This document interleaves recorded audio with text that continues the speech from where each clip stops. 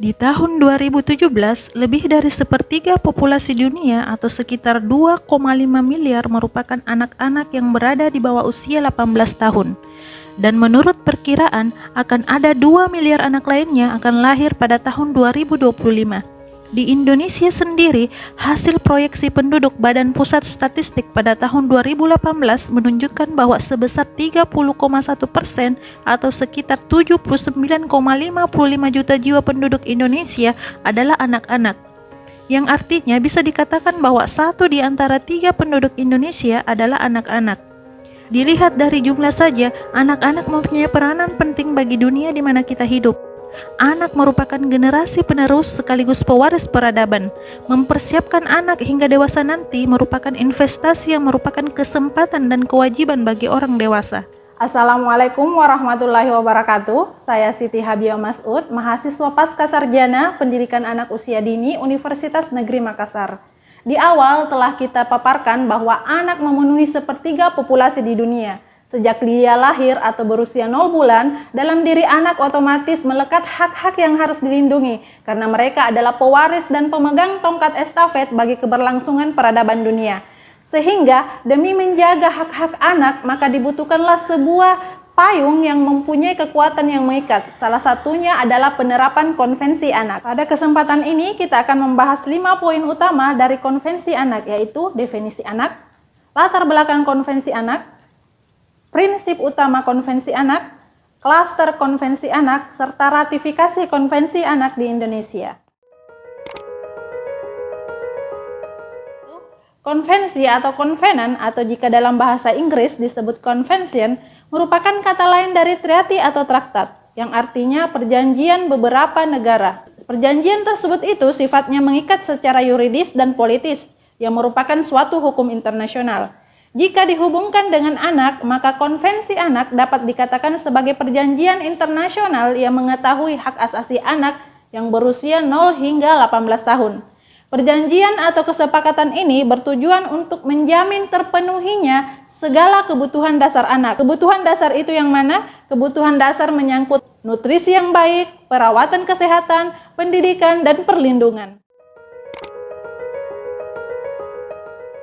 Konvensi anak atau biasa disebut dengan CRC, yaitu Convention on the Right of the Child, mempunyai perjalanan panjang hingga menjadi perjanjian internasional dan diterapkan oleh berbagai negara.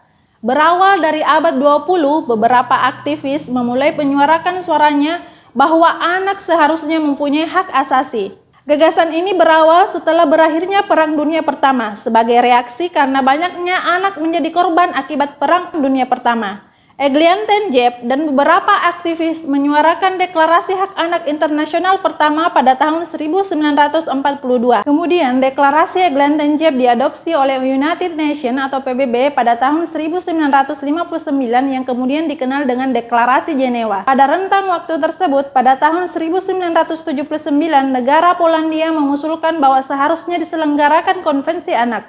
Selama 10 tahun terakhir itu, para negara-negara di seluruh dunia berdiskusi, berdebat, serta bernegosiasi dalam penyusunan isi konvensi hak anak yang akan menjadi perjanjian internasional.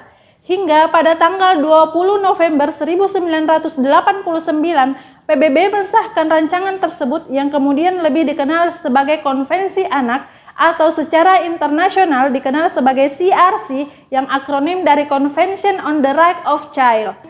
Sehingga pada setiap tanggal 20 November seluruh dunia menjadikannya sebagai Hari Anak Internasional. Ada 4 prinsip utama dalam konvensi anak. Yang pertama, prinsip tanpa diskriminasi atau non-diskriminasi. Prinsip kedua adalah kepentingan terbaik bagi anak. Prinsip ketiga, hak hidup, kelangsungan hidup, dan tumbuh kembang anak. Yang keempat adalah prinsip menjamin penghargaan atas pandangan anak. Konvensi anak dapat dibagi menjadi 5 klaster utama. Klaster pertama yaitu hak sipil dan kebangsaan yang terdiri dari pertama, nama dan kebangsaan. Tiap anak berhak dicatatkan kelahirannya secara resmi dan memiliki kewarganegaraan. Kedua, identitas, yang berarti tiap anak berhak memiliki identitas, nama kewarganegaraan, ikatan keluarga, serta mendapatkan bantuan dari pemerintah jika ada bagian manapun dari identitasnya yang hilang. Ketiga, menyuarakan pendapat secara bebas. Maksudnya adalah anak berhak mengemukakan pendapatnya dan menerima serta menyampaikan informasi, namun dari segi penerimaan dan penyampaian dapat dibatasi jika dipandang itu merugikan anak atau orang lain. Keempat, kebebasan berpendapat dan beragama, dalam artian bahwa anak berhak atas kemerdekaan berpikir, berkeyakinan, serta beragama. Hak orang tua untuk membimbing anak dari segi ini pun patut untuk dihargai. Selanjutnya, hak untuk bertemu dan bergabung. Tiap anak berhak bertemu anak lain, bergabung atau membentuk kelompok sepanjang hal ini tidak merugikan diri sendiri dan orang lain. Hak keenam adalah perlindungan privasi. Tiap anak berhak atas perlindungan privasi yang menyangkut keluarganya, rumahnya, komunikasi, serta nama baik anak. Selanjutnya, anak berhak mendapatkan akses informasi yang hendaknya bermanfaat untuk anak. Kemudian di klaster kedua yaitu lingkungan keluarga dan pengasuhan alternatif. Isi dari klaster kedua ini berupa orang tua atau wali bertanggung jawab membesarkan anak dan selalu mempertimbangkan kepentingan anak. Kedua, anak berhak tinggal bersama orang tua kecuali jika hal itu justru merugikan anak. Namun anak juga berhak bertemu dengan orang tuanya apabila anak itu tinggal terpisah dari salah satu atau kedua dari orang tuanya. Anak yang tinggal di negara berbeda dengan salah satu atau kedua orang tuanya, pemerintah berkewajiban antar negara mengizinkan anak dan orang tua untuk bertemu. Selanjutnya, anak berhak untuk dilindungi dari penculikan atau pengambilan tidak sah oleh salah satu orang tua atau orang lain. Kemudian, anak berhak mendapatkan standar hidup yang cukup baik. Selanjutnya, anak yang tidak diasuh oleh keluarganya sendiri.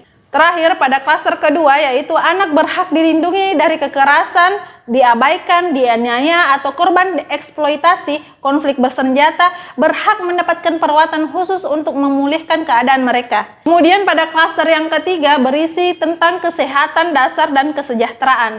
Ada 3 isi dari klaster ini, yaitu anak dengan disabilitas disamakan posisinya dengan anak lain untuk mendapatkan pendidikan, layanan kesehatan, serta perlindungan khusus.